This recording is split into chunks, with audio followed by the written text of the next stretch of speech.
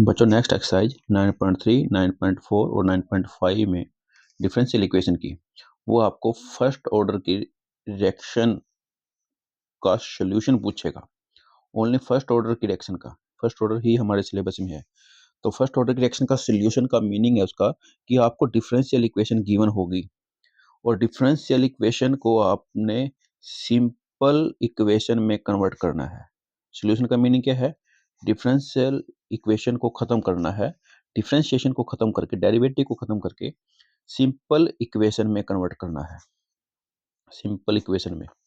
और सभी को पता है, इतना बोलने की जरूरत नहीं है, डिफरेंशिएशन को कैसे खत्म करना है। डिफरेंशिएशन का उल्टा कौन है? इंटीग्रेशन। इंटीग्रेशन करेंगे बोथ साइड तो आपका डेरिवेटिव खत्म हो जाएगा। और ये भी सभी जानते हैं भी, इंटीग्रेशन जब करते हैं हम, तो जैसे वेरिएबल आपका x है, वेरिएबल आपका y है, तो x वाले को x के साथ ही कर सकते हैं और y वालों को y के साथ ही कर सकते हैं। जैसे आपने पिछले एक्सरसाइज में एक क्वेश्चन किया था, y equal to x square plus 2x plus C. तो ये एक इक्वेशन थी आपको गिवन, और फिर हमने निकाला भी था इसका, जैसे डेरिवेटिव निकाल लिया। मान लिया अपने पास डेरिवेटिव कितना है? 2x प्लस 2, ये डेरिवेटिव आपके पास आ गया। सी का क्या है? 0 है, लिखने की जरूरत नहीं है। तो मतलब ये डेरिवेटिव आ गया आपके पास। अब क्या होगा, अगली जितनी भी एक्सरसाइज है, आपको इस तरह की डिफरेंशियल इक्वेशन गिवन होगी और आपको वो इनको सिंपल इक्वेशन में कन्वर्ट करने के लिए बोलेगा। सिंपल इक्वेशन, अब सिंपल इक्वेशन भी दो तरह की है, तो मतलब सोल्यूशन भी दो तरह के हैं, एक जनरल और एक पर्टिकुलर। जैसे यहाँ इसमें देखो, y equal to x square plus 2x plus C एक अननोन टर्म है। सी जैसे भी हम सी की वैल्यू करें, यहाँ 1 रखेंगे तो इसका पूरा रिजल्ट कुछ और आएगा, सी की वैल्यू 2 रखेंगे पूरी इक्वेशन का रिजल्ट कुछ और आएगा। तो ये एक जनरल सोल्यूशन है। अगर सी की यहाँ कोई पर्टिकुलर वैल्यू होगी तो उसको हम बोलेंगे पर्टिकुलर सोल्यूशन। तो अगर, चलो देखते हैं पहले, जैसे उसने आपसे पूछा भी इसका जनरल सोल्यूशन निकालो, तो आपको क्या करना है? इंटीग्रेशन करना है। और इतना भी आपको मालूम है कि इंटीग्रेशन भी हम सेम वेरिएबल को सेम वेरिएबल के साथ ही कर सकते हैं। तो जैसे कि आपने देखा D Y by D X, यहाँ एक्स और 2x+2। देखो अब क्या करते हैं, D Y by D X equal to 2x+2। अब आपको पता है डी एक्स, और इंटीग्रेशन में जिसके भी रिस्पेक्ट करते हैं वो डिवाइड में भी नहीं होना चाहिए। अब पहले तो हम इनको सोल्व कर लेते हैं। डी एक्स कहाँ जाएगा? 2x+2 के साथ मल्टीप्लाई। अब देखो y वाला और ये x वाला के साथ सिर्फ x वाली टर्म है और y वाले के साथ कोई टर्म नहीं है।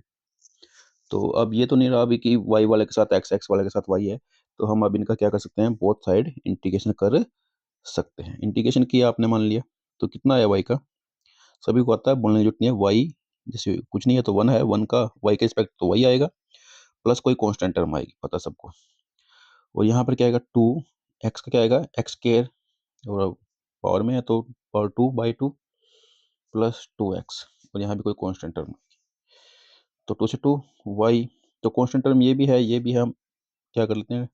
Equal to x square plus 2x, दोनों के नाम की एक टर्म रख लेते हैं कोई। जैसे मान लिया C1 है, ये मान लिया C2 है, तो C2 माइनस C1 मतलब कुछ ना कुछ आएगा, तो C एक कांस्टेंट मान लिया। तो आपकी सिंपल इक्वेशन आ गई, हुई सेम आ गई ना, जिससे हमने स्टार्ट किया था। देखो पर इससे स्टार्ट किया था, वही सिंपल इक्वेशन बन गई। तो कैसे बनी? इंटीग्रेशन करने के बाद। तो हमने क्या कर दिया, डेरिवेटिव को खत्म किया और फिर सिंपल इक्वेशन बना दी। ये इसका ये क्वेश्चन था आपके पास, ये क्वेश्चन था, ये इस क्वेश्चन का, इस डिफरेंशियल इक्वेशन का जनरल सॉल्यूशन आ गया। अगर वो आपसे पूछेगा भी, आपने इसका पर्टिकुलर सॉल्यूशन भी निकालना है, तो अगर पर्टिकुलर सॉल्यूशन पूछेगा, पर्टिकुलर उसने पूछा कि पर्टिकुलर सॉल्यूशन निकालो, तो वहां पर आपको कोई ना कोई वैल्यू गिवन होगी।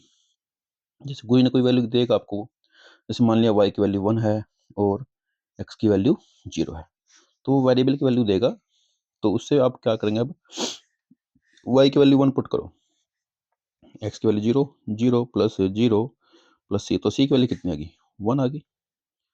अब अगेन इस इक्वेशन को आप लिखो, क्योंकि अब आप c की वैल्यू भी आपके पास y equal to x square plus 2x plus C की वैल्यू कितना है 1। अब ये इस इक्वेशन का कौन सा सोल्यूशन है, पर्टिकुलर सोल्यूशन है। ठीक है, तो एक बात और, जैसे आपके पास y इक्वल टू एक सिंपल इक्वेशन है a cos x plus b sin x। ठीक है, और y equal to 2 cos x plus 4 sin x, दो तरह की इक्वेशन है। तो देखो इसमें दो तरह के कांस्टेंट है, a और b। ठीक है, और इसमें है a की जगह 2 है और b की जगह 4 है। अगर a की वैल्यू चेंज करेंगे तो इक्वेशन पूरी चेंज होगी, b की वैल्यू चेंज करेंगे चेंज होगी। तो ये तो एक जनरल सोल्यूशन है, और ये कौन सा सोल्यूशन है, पर्टिकुलर सोल्यूशन है।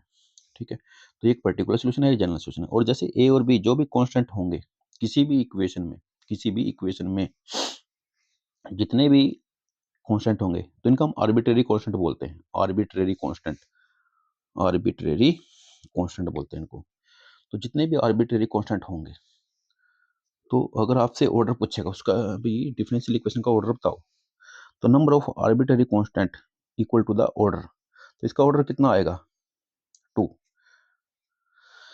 तो कोई भी डिफरेंशियल इक्वेशन आपके पास गिवन है, डिफरेंशियल इक्वेशन, ये तो वैसे सिंपल इक्वेशन भाई, मैंने अगर डिफरेंशियल इक्वेशन गिवन है, जैसे D Y by D X था, A cos X plus B sine X आ गया आपके पास, ये D square Y by D X square है, कुछ भी डिफरेंशियल इक्वेशन में अगर जितने भी आर्बिट्रेरी कांस्टेंट है वही उसका ऑर्डर माना जाएगा। आपको बोलते हैं अभी आर्बिट्रेरी कांस्टेंट 4 है, तो ऑर्डर कितना है 4। डिग्री से कोई लेना देना नहीं है इसका, सिर्फ arbitrary constant equal to the arbitrary constant equal to the equal to the arbitrary constant equal to the number of arbitrary constant equal to the order of the differential equation। तो ये भी आपको ये ध्यान रखें, भी arbitrary constant equal to the number of जो भी है। चलो अब इसमें से 9.3, 9.3, 9.4, 9.5 इन तीनों एक्सरसाइज में हमने तीनों एक्सरसाइज में सोल्यूशन निकालना है, एक जनरल एक पर्टिकुलर। जनरल सोल्यूशन को आपका पता लग गया कि कोई कांस्टेंट वैल्यू होगी, पर्टिकुलर सोल्यूशन में कोई कांस्टेंट वैल्यू नहीं होगी। तो तीनों में करना है। अब तीनों में अलग अलग मेथड आएंगे निकालने के। जैसे 9.3 करेंगे हम, तो 9.3 अगर ऐसा है कि जैसे मैंने यहाँ पर किया भी एक्स वाले को एक्स के साथ, वाई वाले को वाई के साथ, तो ऐसा कर दिया तो ये सिंपल क्वेश्चन हो जाएगा। और